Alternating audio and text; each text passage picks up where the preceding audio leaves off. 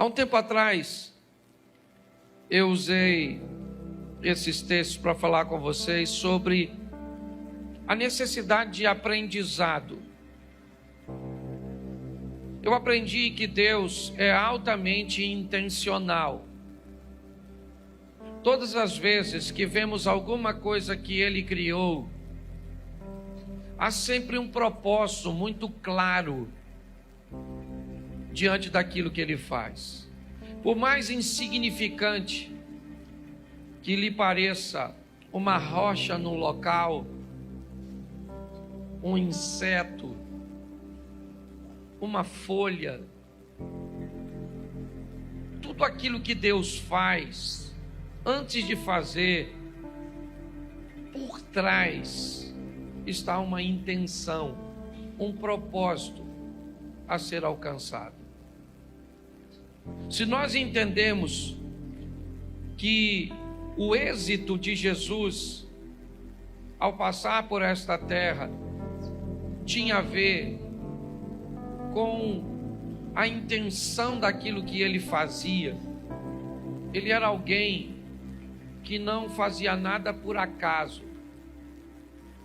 sempre atendia a uma agenda, um cronograma, e por isso ele obtinha sucesso. Nós estamos num culto de campanha, eu estou voltando de Israel, e todas as vezes que eu me deparo com uma situação de aprendizado, eu procuro retirar o máximo possível. E do guia que estava comigo, ele me disse algo, apesar de não ser cristão, ele me disse que o êxito de Jesus estava em sempre fazer as coisas para os outros. Basicamente, você só vai encontrar uma oração feita por Jesus em prol dele mesmo. Se possível for, aparte de mim este cálice. Todas as outras coisas que ele fazia, sempre estava focando outras pessoas. Até para seus algozes, aqueles que o estavam crucificando, ele diz: Pai, perdoa, porque eles não sabem o que fazem. Era sempre para curar alguém, para ressuscitar alguém, para libertar alguém, para mudar a vida de alguém, porque me parece que a receita do sucesso de um indivíduo é melhorar a vida do outro indivíduo. Quanto mais focado eu tiver em melhorar a vida das pessoas, provavelmente mais êxito eu vou ter.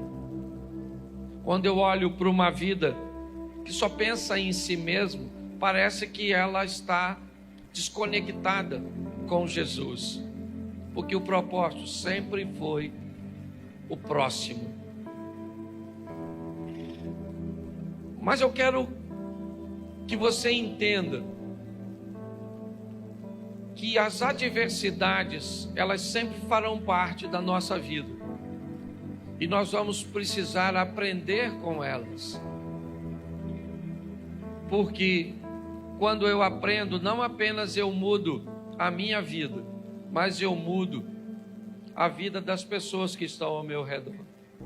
O tema da minha mensagem é aprendendo com as tempestades, porque durante as tempestades você vai se deparar com duas situações, ou com vítimas, ou com pessoas fortes.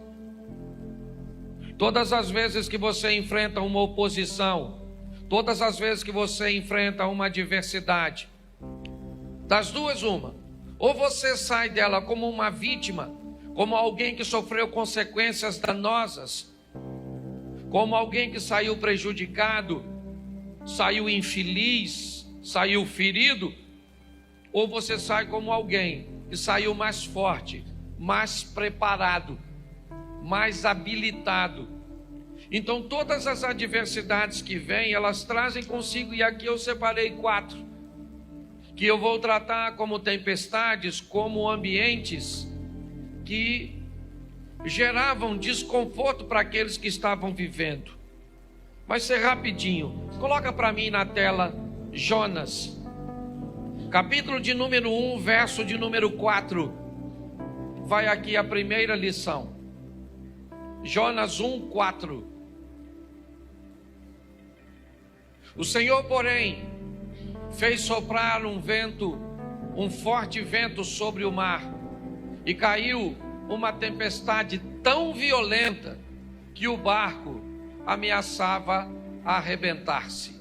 Feche seus olhos. Senhor nosso Deus e Pai, em nome de Jesus, eis aqui a tua palavra. Continua falando conosco e usa-me, ó Deus, como um canal de bênção nesta hora.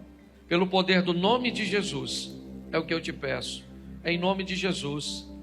Amém. Glória a Deus. Amém? Amém. Eu acredito que esse é um texto muito conhecido, porque é a história do profeta que resolve desobedecer a Deus e fugir.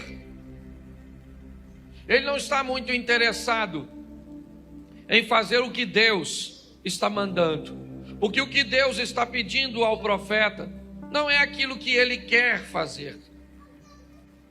E quando ele se depara com essa situação, ele busca fugir. Mas fugir para onde? A Bíblia nos diz: de onde fugiríamos da face do Senhor? Se fizermos nossa morada nas estrelas, de lá ele nos derrubaria. Mas o profeta não está satisfeito. Jonas, ao invés de fazer o que Deus está pedindo, ele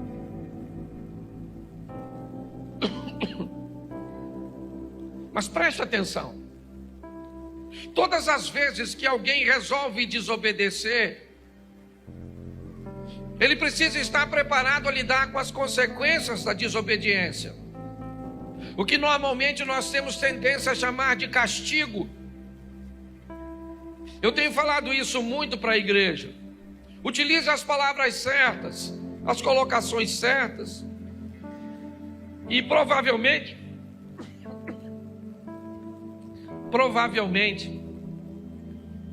você vai começar a notar uma melhoria na sua vida. Quando você começa a se tornar responsável por aquilo que faz, quando você começa a entender que toda ação gera uma reação, você se torna mais cuidadoso. Nós estamos olhando um profeta, o Jonas. O que ele está fazendo? Ele está fugindo de Deus. Mas para fugir de Deus, ele planeja entrar num navio. Para fugir de Deus, ele se mistura com pessoas, ele se aproxima de pessoas. E todas as vezes que um desobediente se aproxima de alguém, essa pessoa precisa estar extremamente atenta. Por quê? Porque assim como uma fruta podre, ela pode apodrecer com muito mais facilidade às demais, um desobediente, quando entra na vida, na família, na rede social, na empresa de alguém, ele traz consigo todos os prejuízos. Quando Jonas entra no barco, o texto diz que o barco ameaçava a despedaçar. Por quê? Porque esse camarada entrou. Então qual é a função da tempestade? Ela veio conversar com alguém daquele barco. Quem? O responsável. O que aquela crise veio é dizer para o responsável do navio: tem alguém dentro do seu barco que não deveria estar aí. E se você não tomar uma decisão de tirar esse indivíduo de dentro do seu barco, ele afunda. Quando nós vamos nos relacionar com alguém, é muito importante, principalmente se essa pessoa está vivendo crises, adversidades. Eu não estou dizendo para você se afastar dessas pessoas. Eu só estou dizendo para você buscar fazer uma leitura, porque aquilo está acontecendo. O capitão do navio, o navio é dele, ou pelo menos ele é o responsável. Ele tem toda a sua tripulação, ele tem toda a sua carga, ele tem todos os passageiros, inclusive um deles é Jonas. Mas agora, tudo aquilo está ameaçado, porque alguém entrou, e esse alguém não deveria estar lá. A tempestade veio, ela era violenta, ela está sacudindo o barco já está correndo o risco de naufragar. O capitão do navio, então, ele é responsável, e ele então começa a procurar. Ele começa a buscar provavelmente alguma coisa que ele possa jogar fora. E a primeira coisa que ele viu, a carga. Se eu jogo a carga fora, eu deixo o navio mais leve. Se eu deixo o navio mais leve, a probabilidade dele afundar diminui. Eu dou mais flutuabilidade para ele. Então ele pega a carga e joga fora. Ele joga as malas fora. Ele joga tudo que ele pode jogar fora. Mas espera aí, pastor. O senhor não disse que o problema é Jonas? Pois é. Mas enquanto você não sabe o que precisa jogar fora, você corre o risco de jogar fora aquilo que não precisava jogar. Enquanto você não consegue descobrir o que é que está te levando para o fundo, o que é que está te prendendo, o que é que está te puxando para trás, o que é que está travando sua vida, você corre o risco de perder coisas que não precisa perder. Ah, por que eu perdi a minha empresa? Não precisava perder. Por que eu perdi meu casamento? Não precisava ter perdido. Por que eu perdi meu filho? Não precisava ter perdido. Por que eu perdi isso? Por que eu perdi aquilo? Por que eu perdi aquilo outro? Porque no meio da crise, da tempestade, eu não consegui fazer a leitura correta. E eu não consegui remover da minha vida aquilo que estava me puxando para trás. E quando eu não faço isso, eu começo a perder coisas que eu não precisava perder. Ele jogou tudo fora. O barco está vazio, mas vai afundar. Quando de repente, ele vai no porão do navio e se depara com Jonas, um homem dormindo. Ele não sabe quem ele é. Ele simplesmente acorda e diz para ele o que está acontecendo. Vamos lá no convés, cara. Você não está notando que esse barco vai afundar? Vamos embora, vai clamar o seu Deus. E quando ele puxa Jonas para o convés, preste atenção, eu já falei isso aqui. Na maioria das vezes, queridos irmãos, o que vai nos levar para o fundo, nem sempre é notório, nem sempre está diante dos nossos olhos. Às vezes o que vai destruir nosso casamento é aquilo que está no porão, e não o que está no convés. Às vezes o que vai destruir as nossas finanças é aquilo que está no porão. Aquilo que vai travar a nossa intimidade com Deus é aquilo que seu pai fez, e ele já morreu, mas ficou aquilo no porão da sua alma, na escuridão, naquele lugarzinho úmido, que impede que o fogo do Espírito alcance por causa da umidade. Muitas pessoas não conseguem enxergar, porque não querem ir, talvez entrar nesse porão, trazer à lembrança novamente aquilo que te feriu. Não adianta mudar para um casamento novo se não corrigir a postura que acabou com o velho. Não adianta trocar de emprego, não adianta, não. Se não houver uma correção, se não houver uma mudança de postura. E muitas vezes as pessoas não conseguem entender. A crise chegou, o desemprego chegou, o problema chegou, o que ele é uma tempestade. E qual é a função? Denunciar. dizer para você: muda. Dizer para você: reveja seus valores, seus conceitos, reposicione-se. Mas não, pessoas mudam de ambiente, mas continuam com a mesma postura. A nossa proposta de recomeçar aqui como igreja não tem a ver. Desculpa que eu fiquei basicamente 11 dias falando todos os dias, 4, 5 vezes por dia. Por isso que a voz está assim, a garganta está desse jeito. Então, quando nós olhamos para essa situação, o que nós vemos? Uma tempestade. O que ela quer? Ela quer dizer para o capitão do navio: cara, joga Jonas fora, tira da sua vida isso. Isso o quê? Eu não sei. Eu sei o que eu tenho que jogar fora da minha vida. Aliás, tem coisas que eu nem sei. Eu preciso de uma revelação de Deus, de uma avaliação, para descobrir o que eu tenho, sabe? O que eu tenho que tirar da minha vida para esse desejo por esse tipo de coisa sair do meu coração. Quem é que eu preciso remover de meu ciclo de amizade que pode estar trazendo para mim esse tipo de comportamento? O que é que eu preciso trazer ou retirar do meu casamento para melhorar meu convívio com minha esposa? Eu preciso entender que essa tempestade aqui de Jonas, ela é uma tempestade que vem para denunciar. Ela vem para dizer: ô, cara, entra aí na sua vida, vai lá no porão, vasculha, pare de perder o que você não precisa perder. Pare de jogar fora o que você não precisa.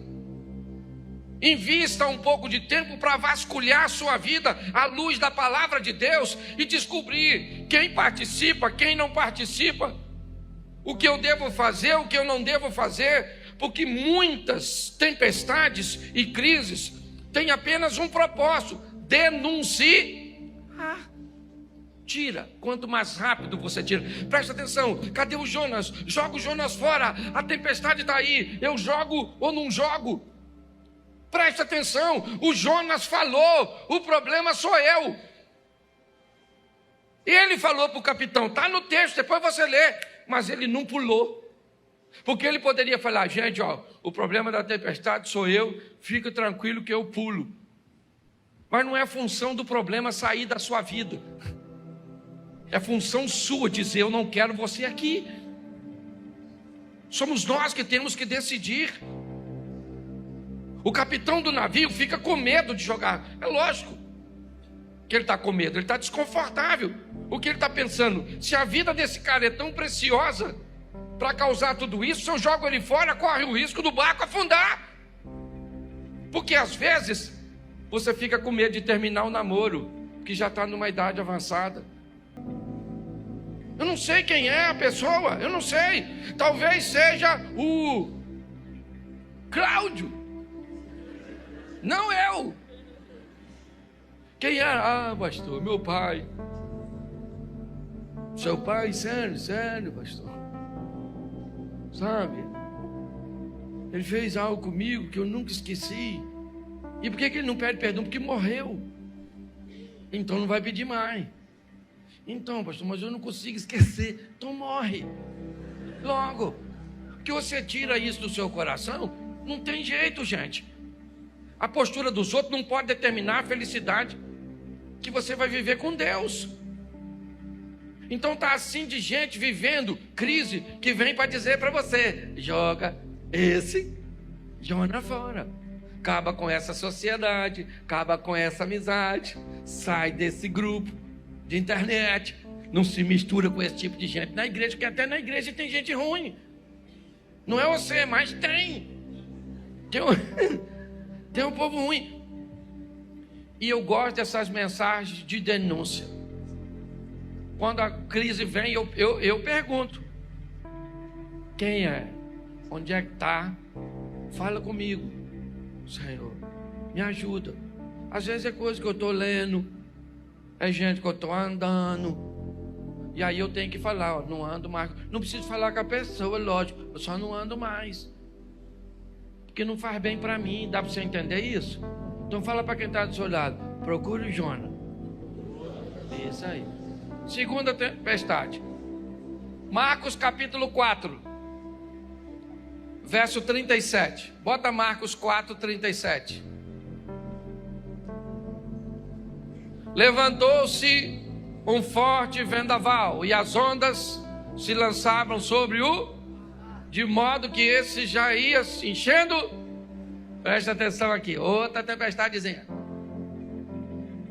Que passagem é essa? É aquela que Jesus falou para os discípulos: vamos dar um pulinho lá do outro lado. Aqui ele vai lá em Decápolis libertar o malucão lá pelado, o gadareno. Lembra disso? Se não lembra, vai ler, porque está escrito aí. Não sou obrigado a falar tudo.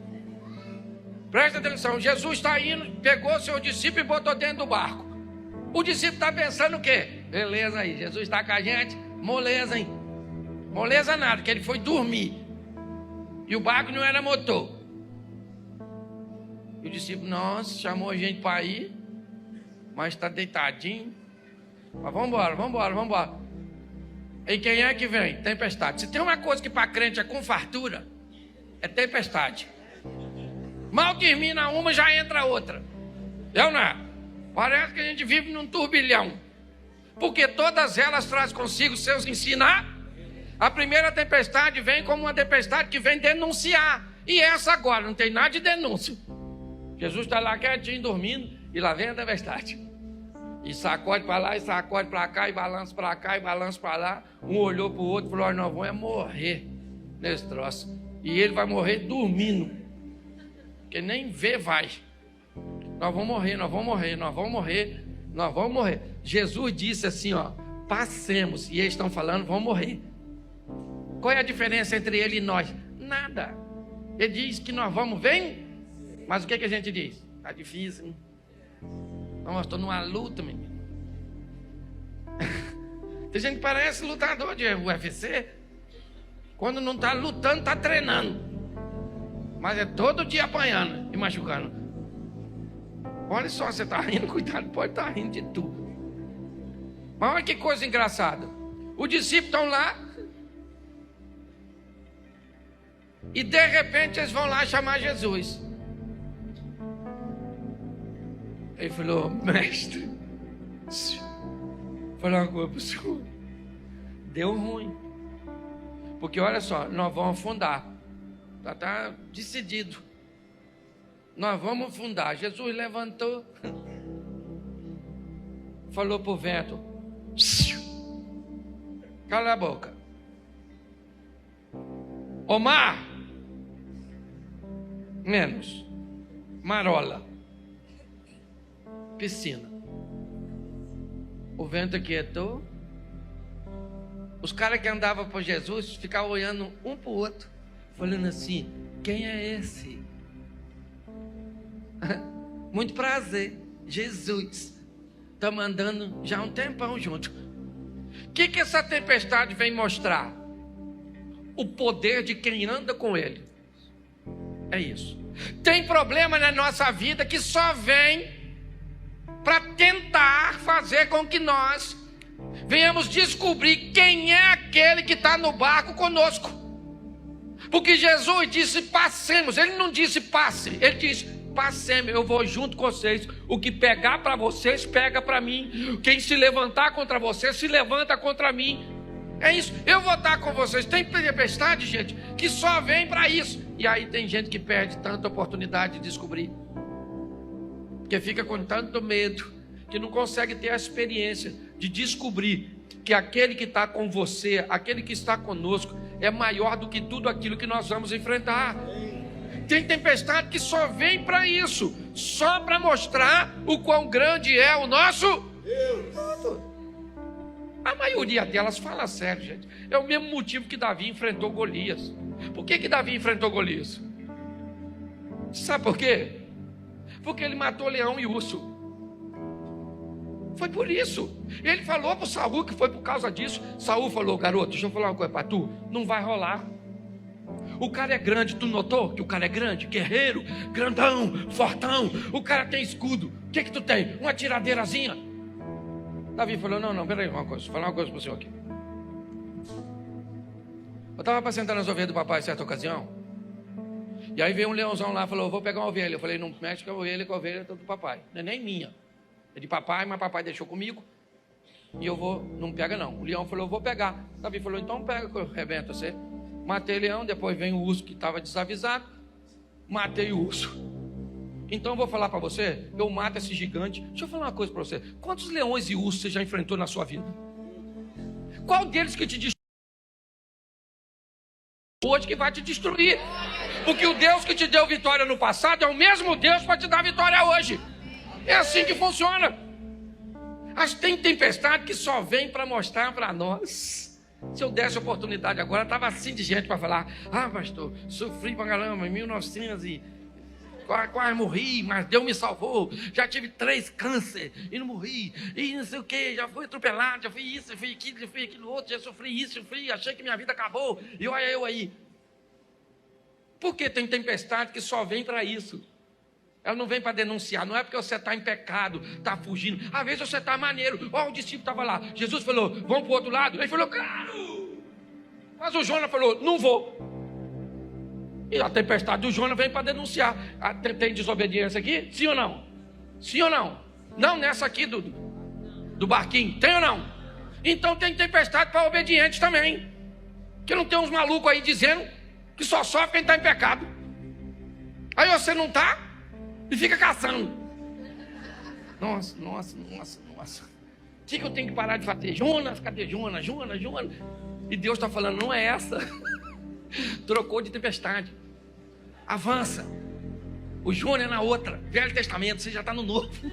Essa aqui não é para porque você está em pecado. É porque eu quero te fazer crescer. Quero fazer com que você descubra o quão poderoso eu sou na sua vida. Eu vou me levantar no meio da tempestade e vou dizer, cala a boca, porque quem está aqui dentro está comigo, pronto, acabou. Então tem tempestade que é desse jeito, gente. Pare de achar, nós viemos de uma cultura esquisita. Tudo que o indivíduo está sofrendo, caça pecado. Não, parece um caça-fantasma. O que você fez? Eu não estou desempregado. Desobediência. Você não é dizimista. Não sou agora, porque estou desempregado. Então tem alguma coisa, abre esse coração, que pecado tem? E você sai caçando, cadê Jonas? E Deus diz, não é Jonas, meu filho. Atualiza essa mente sua. Tá assim de gente. Então tem tempestade que é desse, tá um montão de gente. Eu, por exemplo, tenho um montão de tempestade que eu já enfrentei, que era só para demonstrar o poder, mas também tem umas tempestades que era para tirar o Jonas. Já tirei muita gente da minha vida. Louvado seja Deus. Estou falando sério. Eu trabalhava numa empresa que se Deus não me mandasse embora, eu estava lá até hoje. Pensa num lugar que eu gostava. E pagava 3 salários. Que beleza. Criei minha família com 3 salários. Era uma maravilha. Mas Deus precisou tirar aquilo. Aquilo era um Jonas que atrasava a minha vida. Quando me mandaram embora, pensa no cara chorando. Meu Deus do céu, o que vai ser da minha vida? Eu imagino Deus olhando. Você é uma besta mesmo. Se olhasse o que eu estou preparando. E eu lá, cheio de medo. Então não tem jeito não.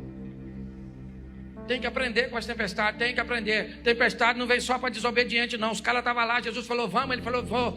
E Jesus foi fazer o quê? Dormir. Não podia estar acordado. Que aí eles falavam logo lá, Jesus só mandou não havia a tempestade. Jesus falava de longe, raja fora. Mas não, a tempestade chegou e tal. E ele não acordou, devia estar todo molhado. Para mim ele estava acordado, estava fingindo. Para mim estava. Que se o barco já está enchendo, quase afundando, como é que ele vai estar dormindo? Eu imaginei ele lá. Alguém falou, acorda Jesus. Só abriu o olho, falou, qual é? Hoje nós vamos morrer. Ele vai morrer nada. Espera um pouquinho que eu vou falar com você. Quem é o problema? O vento? Ô vento! Cala a boca. Ô mar, fica quietinho. E o discípulo lá. Quem é esse? Que até tem gente 40 anos andando com Jesus. Quando Jesus faz alguma coisa, diz, quem é você? Nossa, sou seu amigo novo. Acabei de chegar agora. Então aprenda a viver tempestade. Fala para quem está do seu lado, tempestade também vem para obediente. É isso aí. Vamos para a terceira tempestade? Mateus 14, 24. Isso não define muito uma tempestade, mas um ambiente bem inóspito. Mas o barco já estava a considerável distância da terra, fustigado pelas ondas, porque o vento, soprava contra. Presta atenção. Na tempestade anterior, Jesus disse: passemos para outra margem. Sim ou não? Nessa, agora Jesus falou: vão vocês que eu vou depois. Por isso que o texto diz que Jesus obrigou, compeliu, insistiu, mandou, porque os caras não estavam a fim de ir. Se da outra vez com ele foi ruim, agora sem ele, pastor, por que agora Jesus não vai? Porque é outra lição. Tem lugar que ele vai contigo, tem outra que ele diz: vai você que eu vou depois, para ver o que você é capaz de fazer. Foram lá.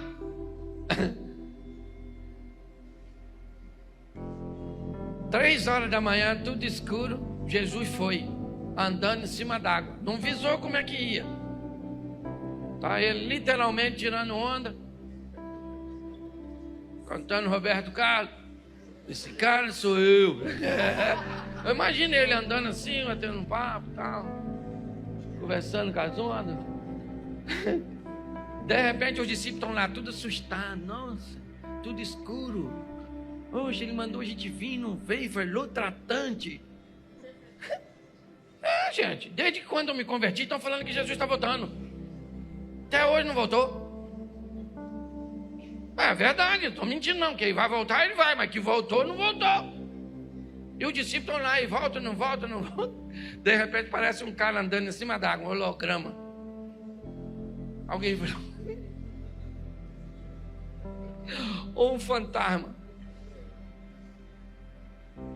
Ô gente, se você está tudo escuro, aproximadamente 3h da manhã, tu já está com medo desgraçado. Alguém parece uma imagem em cima d'água, um infeliz de dentro do barco, era discípulo. Provavelmente um Judas Iscariote, um Tomé. Falou: fantasma. Ninguém correu, não tinha onde correr, estava em alto mar.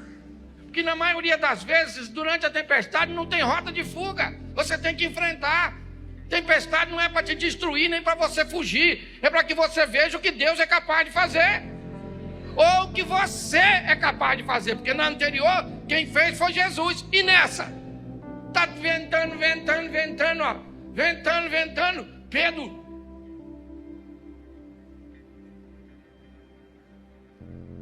Aí. É Jesus mesmo? Pô, deixa eu andar em cima d'água. Pô, tua finção de andar, tá vendo ele? É ele mesmo, né? Eu vou aí. Porque tem tempestade e crise que não é para Deus agir. É para você agir e experimentar o que ele pode fazer. Você lembra o Moisés? Moisés é um cara maneiro, sim ou não? Um cara de oração, não era? Pô, um cara maneiro. Quando o faraó vem pegar ele, ele vai orar. Aí o joelhinho dele: Senhor. Deus falou assim: melhor levantar, filho, que o faraó já está chegando. Você não tem um negócio aí na mão? Toca aí, meu filho, vai embora. Tem a ver comigo não, tem a ver com você. Muitas crises que nós estamos vivendo, elas só vêm porque Deus quer criar em nós um poder de reação. O que Deus está querendo dizer é: acorda, pare de pedir para eu fazer alguma coisa, porque o que tem que fazer eu já fiz, eu dei a garantia para você. Agora está na hora de você agir. Nós temos que entender isso. Essa é uma tempestade que vem para que Pedro, e eu gosto disso, porque ele é único. Tem 12 camaradas dentro do barco, mas só ele vai sair. Isso é bem legal. Talvez não seja muito agradável ver no meio de 12 discípulos apenas um, ter coragem de olhar para aquela situação e dizer: isso é uma oportunidade que eu tenho de viver o sobrenatural. Eu vou andar sobre as águas, eu vou caminhar sobre elas. Mas e os outros? Não é problema meu. Eu sei que eu quero. Jesus, deixa eu andar sobre as águas. Jesus falou: vem, querido. Não faz sentido, Jesus, fazer isso, gente. O que tinha lá onde Jesus estava? Nada. Jesus está indo para onde? Para o barco. O que Jesus deveria ter falado para Pedro?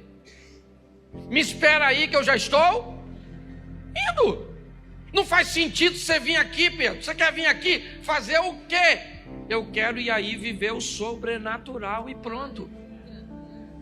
Eu quero experimentar isso. Gente, tem tempestade que vem na nossa vida só para que nós venhamos conseguir forças para tomarmos decisões que não tomaríamos. E pior, paramos de criar essa linha de uniformização, fazer o que todo mundo faz, pensar o que todo mundo pensa, porque o grande desafio de viver com Jesus é entender que ele foi um cara ordinário e um cara extraordinário. Essa foi a grande dificuldade do povo que viveu com ele naquela época e hoje. Durante 30 anos ele vive uma vida ordinária, comum. Quando ele chega em Caná da Galileia, ele faz um milagre e ali começa a nascer um Jesus extraordinário. Alguém que fazia coisas que ninguém fazia, que agia como ninguém agia. Sabe qual é o problema? O Jesus que a maioria das pessoas vivem é o ordinário, é o comum, é aquele que é filho de Maria, é filho de José, seus irmãos estão ali, morava naquela casa da esquina. Tem crise que vem para mostrar que nós podemos, através delas, ter as oportunidades de viver com Ele coisas extraordinárias. Eu já cansei de falar isso aqui, mas num culto como esse, imagine que essa passagem aconteceu ontem, terça-feira, e hoje o culto está acontecendo, e eu fosse um dos 11 discípulos que fiquei no barco, e eu diria para toda a igreja, dizia: gente, deixa eu falar uma coisa para vocês. Ontem eu estava no barco e eu vi 2 homens andando sobre as águas. Mas o Alexandre poderia se levantar aqui dentro da igreja e dizer: pastor, empresta o microfone. E ele poderia dizer: gente, só para ficar registrado, um dos 2 homens era eu. Fui eu que saí junto com Jesus. Porque quem fica no barco só conta milagres a respeito dos outros, e quem sai do barco conta milagres a respeito de si mesmo. A questão é quem você quer ser. É isso. É a hora de agir. Todos estavam com medo, inclusive Pedro. Não foi fácil. Pastor, como é que o senhor disse que ele está com medo se ele saiu? Ele esboça isso quando está chegando, ele começa a afundar. Jesus disse para ele: homem de pouca fé, segura aqui.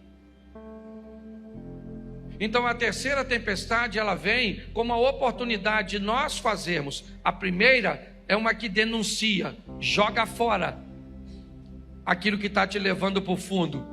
A segunda é aquela que te dá a oportunidade de ver Deus agir a seu respeito. A terceira é aquela que dá a oportunidade de você agir a seu respeito. É assim. E agora a última é Atos dos Apóstolos. E eu deixei a pior por último. Capítulo 27, verso 18. E depois do 18, Nós vamos ao 41 e o 44. Vamos ao 18 primeiro. No dia seguinte, sendo violentamente castigado pela tempestade, começaram a lançar fora a carga, o mesmo padrão da primeira tempestade, trazer alívio. Coloca para mim o 41. Mas o navio encalhou num banco de areia, onde tocou o fundo. A proa encravou-se e ficou imóvel, e a popa foi quebrada violentamente das ondas, ou pelas ondas. Verso 44. Outros teriam que salvar-se em tábuas ou em pedaços do navio. Dessa forma, todos, quantos? Chegaram a salvo em? Presta atenção na quarta tempestade. Ela foi a que durou mais tempo. Nesse navio está o apóstolo Paulo. Fizeram manobras, esconderam-se atrás de ilhas, esperaram alguns dias para ver se a tempestade cessaria. Ela não cessou. Quando tentaram navegar um pouco mais, nós vimos que o navio encalhou e as ondas nele encalhado começaram a bater de uma tal forma que ele se rompeu. Bom, o navio do capitão, ele jogou Jonas e foi embora em direção a Tarsis, a Espanha.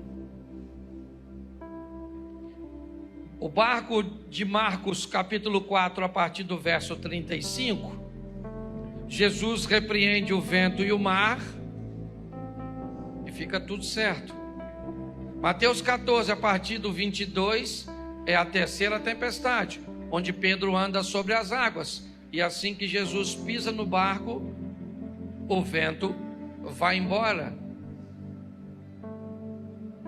Mas a última tempestade não foi legal para o barco. Ele naufragou, ele se despedaçou. Mas o texto diz que as pessoas que estavam no barco, presas aos destroços, conseguiram chegar na areia e ninguém morreu. A Bíblia está me dizendo que tem tempestades que não adianta jogar fora, que o Senhor não vai se levantar para acalmá-la, que não é a sua decisão assertiva que vai fazer ela passar, porque ela vai afundar. O barco vai afundar. O ente querido vai morrer. A empresa vai fechar. O casamento vai virar divórcio. O filho pode caminhar para um caminho que não deve. Tem tempestades que elas são extremamente prejudiciais, danosas. Mas o que ainda essa tempestade me mostra é que ninguém morreu. E aqui não estou falando simplesmente de morte física, não. A nossa ótica a respeito da Bíblia, nós temos muito que aprender. Eu acabei de chegar de um lugar que o dia começa na noite. Sim, para os judeus, o dia não pode começar de dia e terminar à noite. Ele tem que começar de noite e terminar de dia, porque o Senhor nos chamou das trevas para a sua maravilhosa luz. Não faz sentido um dia que começa com dia e termina com noite. Ele tem que começar com noite e terminar com dia. Quando nós começamos a mudar a nossa mente, nós vamos descobrindo a grandeza do que Ele deseja realizar. Essa tempestade, para mim, é a tempestade que originou o nome da nossa igreja. A oportunidade que Deus nos dá de um recomeço, de olhar para os destroços do nosso casamento, para olhar dos destroços de nossa vida emocional, para olhar dos destroços de nossas decepções, mas saber que nós seguramos, sabe, literalmente numa tábua de salvação, e chegamos até a praia com a possibilidade de vivermos em Deus, por sua misericórdia, uma nova fase. Mas uma nova fase como uma pessoa nova. Por quê? Porque a tempestade, ela afundou meu navio, mas ela não tirou a minha vida. Ela me deu a oportunidade de viver uma nova experiência.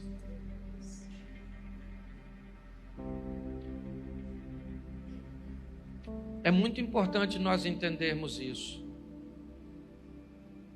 Uma nova oportunidade concedida, antes de ser aproveitada, irmãos, é preciso que faça no que aconteceu, para que nós vivenciássemos isso. Foi isso que tirou Ezequias do buraco. Por que é que nós estamos aqui? Porque nossos pais viraram as costas para Deus, apagaram a lâmpada, não queimaram incenso, nem ofereceram holocausto ao Deus de Israel. Agora eu estou resolvido a fazer uma aliança. Eu quero uma nova oportunidade, mas para tomar uma postura diferente. Vamos sair daqui primeiro para fazer uma leitura. Que tempestade eu estou vivendo? Eu não vou pedir para você levantar a mão, mas a maioria de nós sempre estamos envoltos numa tempestade. Pastor, eu acho que a minha é a oportunidade de achar o Jonas, que aliás, até tem gente que já sabe quem é, ou onde o Jonas está, mas tem medo de jogar ele fora. Outro já diz: nada, pastor, essa aí é porque Deus vai se levantar a meu favor. Beleza, você vai ver a mão de Deus. Pastor, a minha eu acho que não tem nada a ver com Deus, que eu estou esperando ele agir há tanto tempo, que hoje eu descobri que quem tem que agir não é ele, sou eu. Ô pastor, a minha acabou com o meu barco.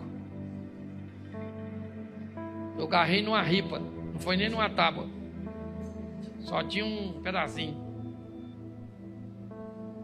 Pois é, eu não sei, eu só sei de uma coisa: você não está nesse mundo para perder, você veio aqui para ganhar. Posso ouvir um amém? Amém. Isso aí, nós viemos aqui para ganhar.